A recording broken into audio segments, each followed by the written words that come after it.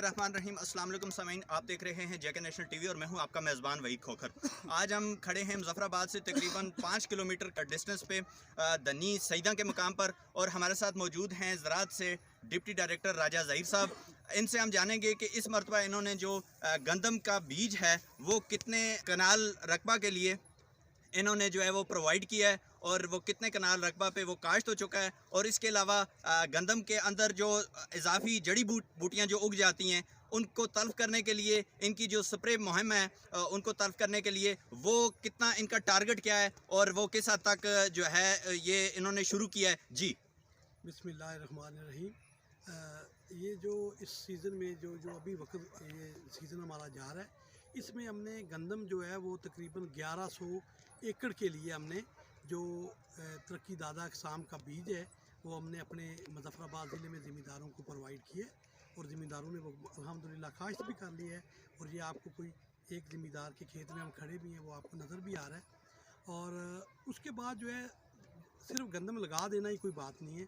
ज़िम्मेदार जो दोस्त आपके इस मीडिया के तवज्जुह से मेरी गुजारिश होगी कि ये जितने भी हमारे ज़िला मुज़फ़्फ़राबाद या पूरे आज़ाद कश्मीर के ज़िम्मेदार हैं, मैं उनसे गुजारिश करूँगा कि उनकी जो फसल है, जो गंदम है, उसमें जब वो काश्त कर देते हैं तो गंदम के अलावा उस खेत में तो बहुत सारी जड़ी बूटियाँ निकल आती हैं, पैदा हो जाती हैं, उग जाती हैं, जिससे वो उसकी पैदावार बुरी तरह मुतासर होती है। तो वो जो हमारे ज़िम्मेदार दोस्त हैं उनको अपनी फसल पे भरपूर तवज्जो देनी चाहिए।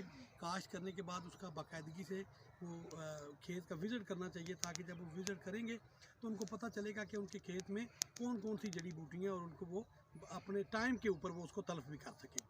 और उसमें आज ये जो हमारा दनी सईदा खागरां का ये इलाका है, तो हमारे एक ज़िम्मेदार हैं, उनके खेत में हम लोग मौजूद हैं। तो कल से हमने यहाँ पे ये हमारी जो गंदम की काश्त की जो हमने ये शुरू करवाई थी ज़िला मुज़फ़्फ़राबाद में, वो हमने शुरू करवाया था 15 अक्टूबर से, और अब अल्हम्दुलिल्लाह काश्त तो मुकम्मल हो गई है। लेकिन इसकी जिसने पहले काश्त की है उसी हिसाब से जब गंदम काश्त करने के बाद तकरीबन ये कोई 45-50 दिन उसकी उम्र हो जाए, तो उसके बाद उसमें से जड़ी बूटियों का वो वक़्त हो जाता है कि जब जड़ी बूटियों का साइज़ इस लेवल पे पहुंच जाए कि वो स्प्रे के काबिल हो जाए और ज़मीन से पूरी तरह उग के आ जाए।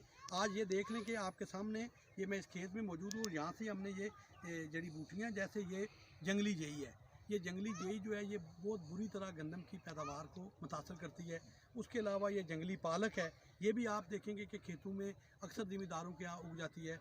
और उसके अलावा ये कुछ हमारे जो ज़मींदार हैं, इसको जो है कोई लोग तो सिंजी कहते हैं, कोई सिंजा भी कहते हैं, तो ये भी है। तो यानी हमारी जो गंदम है उसमें बारीक और चौड़े पत्तों वाली जड़ी बूटियाँ जो होती हैं वो उग के तो वो हमारी फसल को मुतासर करती हैं। तो अगर उसका वो बर वक्त टाइम के ऊपर जब उस पौधे के ये जो साइज़ है अब बेहतरीन है, जब उसकी 2-2 3-3 शाखें हो जाएं तो वो बेहतरीन। अगर आप इसको बाद में भी स्प्रे करेंगे वो जड़ी बूटियाँ तो तलफ हो जाएंगी, लेकिन वो ज़मीन की जो ज़रखेज़ी है उसको वो खींच लेंगी।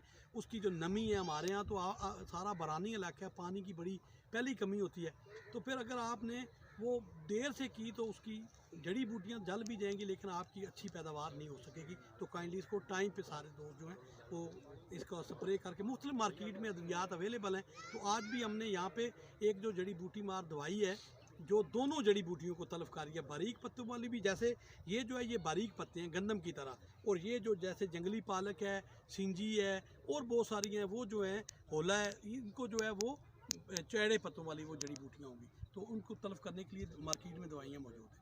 अच्छा सर, आप ये बताएं कि यहाँ पे जो किसान हैं जिनके खेत में हम खड़े हैं, क्या उनसे हम बात कर सकते हैं? जी बिल्कुल। जी सर, आपका क्या नाम है और आप ये बताएं कि कितने रकबे पे आपने ये गंदम जो काश्त की थी वो कुल रकबा कितना है जिसके अंदर हम खड़े हैं, और उसके अलावा ये बताएं कि बीज आपने कहाँ से ख़रीदा था? जी मैं अपना ये रकबा है जी 24 कनाल। तो मैंने ये मेघ मज़रात से ख़रीदा था। तो उसके बाद ये आज ये स्प्रे करवा रहे हैं, ये मेघ मज़रात के ताउन से सारा कुछ हो रहा है। अच्छा, ये बताएं इससे पहले भी कभी आपने इस खेत में गंदम की काश्त की है, और ये स्प्रे जो है वो किस हद तक आपने देखा है कि कामयाब है? जड़ी बूटियों को किस हद तक आपने देखा है कि इससे तलफ किया जाता है और ये आप कामयाब रहते हैं इसमें? जब आप स्प्रे कर चुके होते हैं तो उसके बाद आपकी ये जो फसल है वो किस हद तक आप देखते हैं कि उसमें स्प्रे वो कामयाब तौर पर हुई है और फसल जो है वो अच्छी हुई है? जी, जब स्प्रे हो जाती है ना तो इसकी जड़ी बूटी की ग्रोथ जो है वो बढ़ना उसके ख़त्म हो जाता है। तो वो तो ये पौधा जो है ना वो गंदम का सही तैयार होता है। मेरा स्प्रे के सवाल बाद। आपसे ये है सर कि क्या इससे पहले भी आपने इस खेत में गंदम काश्त की है? जो आपने बीज खरीदा था वो ज़राअत के दफ्तर से खरीदा था या उनकी इंस्ट्रक्शन पे आपने बीज लिया था? तो उसके ऊपर आपने इससे पहले भी ये जो स्प्रे वो जड़ी बूटियों को तल्फ करने के लिए जो अभी की जा रही है, इससे पहले भी आपने करवाई और आपने किस हद तक देखा कि आपकी जो वो फसल थी वो कामयाब रही? जी पहले भी